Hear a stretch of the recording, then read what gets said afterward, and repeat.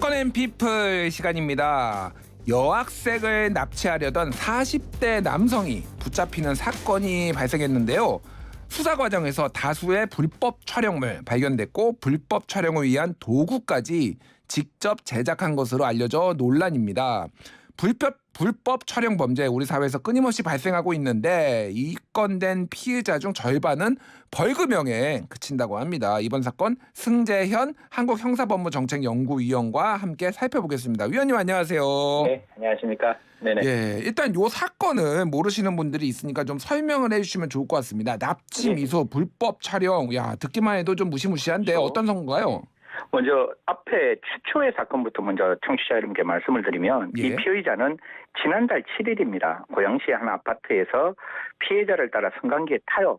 그리고 난 다음에 그 피해자가 내리려고 하는데 가방을 끌어당깁니다. 사실 이게 15세 되는 여학생인데요. 내리려고 하니까 가방을 갖고 끌어당기고 흉기로 협박해서 그 아파트 옥상으로 갑니다. 18층 옥상으로 가는데 이 옥상에 딱 올라갔을 때 정말 신이 도왔습니다. 그 멈춘 꼭대기에서 다른 주민과 마주치게 돼요. 그러니까 이 피의자가 도망을 갑니다. 도망을 가고 신고를 받은 경찰에 의해서 아파트 단지 주차장에 숨어 있다가 검거가 되는 그런 어떤 사안인데 이 사안에 대해서 사실 경찰이 구속영장을 신청했지만 그 당시 의정부 고양지원은 재범과 도주 우려가 없다라고 해서 첫 번째 구속영장을 기각하자 진짜 시민들이 들불같이 들고 일어났죠. 어떻게 이런 사실을 이런 사안에 구속영장을 기각하느냐. 라고 많은 사람들이 분노했던 사건입니다. 그렇군요. 일단은 구속영장이 한번 기각이 됐는데 당시에 방금 말씀해 주셨지만은 그 피해자와 그리고 이웃들이 상당히 불안감을 호소를 했어요. 근데 이제 전문가시니까 좀 여쭤볼게요. 이 정도 혐의 뭐 이를테면은 성폭행 미수라고 해야 되나요? 아직 뭐 발생하진 않았으니까 이런 거는 일반적으로 불구속이 돼서 사건이 처리가 되나요? 아니면 구속이 되나요? 사실 이거는 뭐 저도 이렇게 영장 전담 판사들이 보통 인신 구속에 관해서 법원마다 조금 다른데 평균 한 하루에 한 5건 정도의 인신 구속 사건을 담당하는 듯해요. 이게 통계는 좀 다를 수 있으면 다를 수 있고 과매 한 달에 20일을 한다고 하면 100건 정도의 인신 구속 사건을 다루고 있는데 판사는 판사 나름대로 머릿속에 이렇게 범죄의 경중이 쫙 이렇게 머릿속에 잡혀 있을 거잖아요. 그런데 첫 번째 경찰이 신청했는 게 미성년자 약취 위인한 사람은 10년 이하의 징역에 처한다. 그럼 10년 이하면 하한이 1개월이거든요. 그럼 1개월부터 10년인데 약취 위인을 하려고 하다가 주민을 만나서 미수에 거쳤잖아요.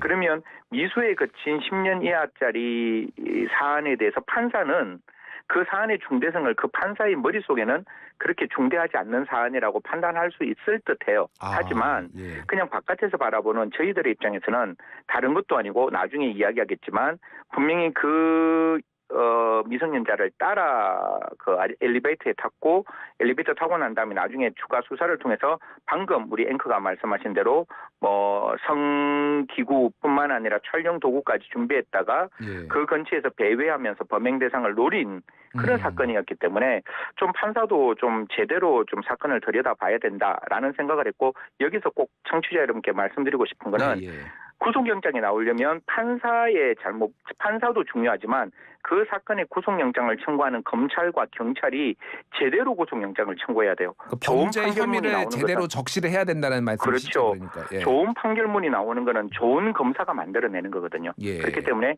이런 사건, 특히 미성년자의 내일을 지울 수 있을 법한 사건에 대해서는 경찰과 검찰이 조금 더 촘촘하게 수사를 진행했었으면 어땠을까? 첫 번째 구속영장 기각됐을 때는 저도 이런 생각을 가졌었던 사람 중에 한 명입니다. 그렇군요. 이런 것들은 일반적으로 구속영장이 기각돼서 더 큰 문제가 돼서 사회적으로 좀 무리가 벌어지는 경우가 많은데 좀 판사분들이 좀 신경을 써야 될 것 같습니다. 근데 좀 궁금한 게 수사 과정에서 불법 촬영물, 그러니까 촬영한 사진도 발견됐는데 무슨 촬영 도구까지 발견이 됐다라고 하는데 이게 뭐예요? 이게 도구가? 이게 사실 이게 추가 수사를 통해서 이제 검찰과 경찰이 특히 검찰에서 좀 발견했는 건데 이 피의자가 불법 휴대폰이나 기타 여러 가지 어떤 그 전자기기에 올 3월부터 6월까지 여학생들의 하반신을 14차례 걸쳐서 직접 촬영했고 2009년 12월부터 이제 지금까지 여러 여성들의 그 어떤 성적 수치심이 유발될 수 있는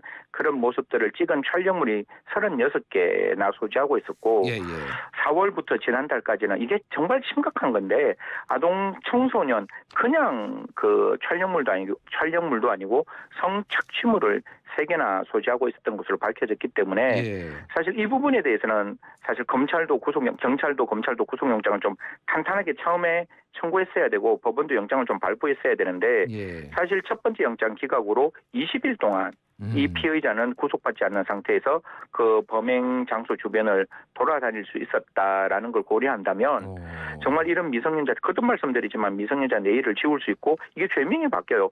이렇게 성착취물도 들어와 있고 또 성기구도 가지고 있었고 촬영 도구까지 소지했으니까 앵커 엘리베이터 안에서 옥상으로 올라가는 이유가 단순히 미성년자를 약취하러 올라간 게 아닌 게 판명되는 거잖아요. 당연히 올라갔으면 추행의 목적으로 올라갔을 거 아니에요. 그렇죠. 그러면 그 미성년자가 진짜 얼마나 마음이 많이 다쳤을 거예요. 그래서 죄명도 추행 목적 약취인죄로 바뀌게 됩니다. 이게 저희가 전문가가 아니니까 법률 용어를 모를 수가 있는데 이게 미성년자 약취 미수에서 추행 약취 미수로 혐의가 변경됐다고 하는데 약취가 뭔가요? 약취가? 약취라는 게 우리가 흔히 말해서 우리는 납치라고 말을 하죠. 그러니까 그 사람 뭐 그냥 길에 걸어가는 사람은 그러니까 자유롭게 행동의 자유를 가지고 있는데 그 사람의 행동의 자유를 가지지 못하도록 납치하는 행동, 그래서 자기의 실력적 지배하에 옮기는 행동을 약취라고 하는데요. 사실 앞에 있는 죄명은 그 피의자가 어떠한 행동의 목적을 가지지 않고 그냥 미성년자의 자유를 박탈하는 엘리베이터를 타서 옥상으로 데리고 가는 행동이라고 생각을 했는데 이거는 10년 이하의 징역이에요. 그럼 10년 이하라면 다시 말씀드리지만 1개월부터 10년까지인 거예요. 그런데 지금 이 사람이 추행을 하려고 올라갔는 게 그 준비된 도구와 그다음에 촬영을 할 수 있는 기계 장치를 가지고 있었다는 게 명확했기 때문에 이제 죄명이 바뀝니다. 추행 목적으로 사람을 그 미성년자를 약취했다는 거기 때문에 하한이 바뀝니다. 1년 이상에서 10년까지. 그러니까 옛날에는 1개월이었지만 지금 이 죄명으로 바뀌는 순간 1개월이 1년, 물경 하한이 12배나 더 높은 범죄로 바뀌게 되는 거죠. 그렇군요. 어쨌든 성추행 혐의를 이제 어떤 도구라든지 지금까지 촬영물을 보고 이제 판단을 했다 이렇게 볼 수가 있을 것 같은데 이런 경우에 그런데 이제 뭐 하한선과 상한선까지 말씀해 주셨는데 보통 어느 정도 형이 이제 내려지나요? 이게 뭐 사실 저도 기록을 정확히 안 봤는데 이번 사건은 굉장히 좀 중하게 판단이 될 수 있을 것 같아요. 왜냐하면 너무나 계획적이고 또 미성년자에게 심각한 위해를 끼칠 수 있는 행동의 목적이 들어가 있었기 때문에 이런 경우는 좀 강력하게 처벌받을 수 있는데 앵커가 처음에 이야기했다시피 단순히 촬영하는 거 있잖아요. 불법 촬영하는 거. 그러니까 제가 휴대폰으로 앞에 제가 말씀드렸다시피 여러 사람들의 성적 수치심을 일으킬 수 있는 사진을 찍은 것만으로는 사실 7년 이하의 징역이라서 뭐 7년 이하의 징역도 되지만 이게 벌금형까지 있거든요. 그래서 벌금형. 5천만 원 이하의 불법 촬영은 징역뿐만 아니라 벌금형도 있기 때문에 아까 말씀 주신 대로 거의 50% 이상 벌금형이 나오는 좀 어처구니 없는 상황이 발생을 하죠. 그렇군요. 자, 불법 촬영에 대해서 좀 여쭤보겠습니다. 불법 촬영은 일단은 뭐 친고죄나 피해자가 뭐 처벌을 원튼 원하지 않든 이거는 그거와 상관없이 처벌이 되는 거죠? 그럼요. 이건 반에서 불벌죄가 아니고 꼭 청취자분께 두 가지에 대해서 말씀을 드리겠습니다. 하나는 아동 청소년 성보호에 관한 법률에서 기억나시지만 조주빈 같은 악당들이 아동 청소년의 미래를 지우기 위해서 성착취물을 만들게 되면 그 경우에는 그 성착취물을 만들었다는 이유만으로 제작했을 때는 무기징역까지 가능합니다. 또한 무기징역. 여기서 꼭 기억하실 때 아까 이 피의자가 아동 청소년 성착취물을 가지고 있었잖아요. 그 성착취물을 가지고 있으면 소지했는 것만으로 시청했는 것만으로 1년 이상의 징역. 그럼 1년이라 그러면 1년 이상이니까 대한민국 형법은 30년까지 가능하거든요.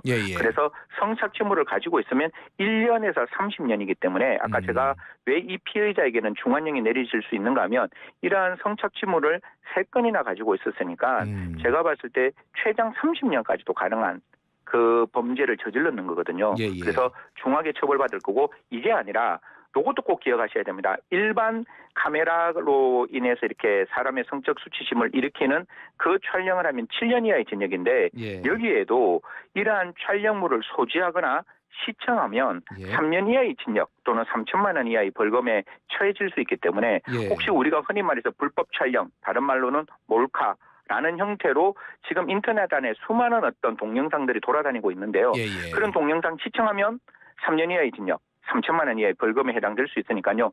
절대로 소지해서도 안 되고 구입해서도 안 되고 저장해서도 안 되고 시청해서도 안 되는 시청하셔도 안 된다는 말씀 드리도록 하겠습니다. 그렇군요. 예전에 이제 뭐 버닝썬 사태 때 그때 뭐 가수 승리 뭐 등등을 해서 본인이 촬영을 해가지고 그거를 뭐 단체 메신저 방에서 공유를 해서 만약에 그거를 봤다 누군가 그럼 네네. 소지하고 있다 그러면 그 사례에서도 미성년자가 아니라 일반인이라고 하더라도 3년 그렇죠. 이하 3년 징역이라는 이하 거예요?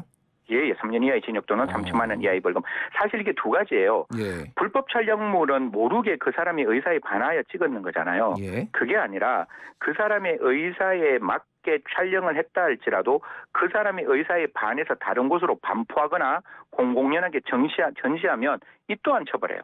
예. 그렇기 때문에 이러한 어떤 그 처음에는 동의받았는 촬영물이라 할지라도 사후의 의사에 반해서 공공연하게 전시하거나 상영하면 7년 이하의 징역이고 이러한 영상물을 아까 똑같습니다. 소지하거나 구입하거나 저장하거나 시청해도 3년 이하의 징역 또는 3천만 원 이하의 벌금이니까요.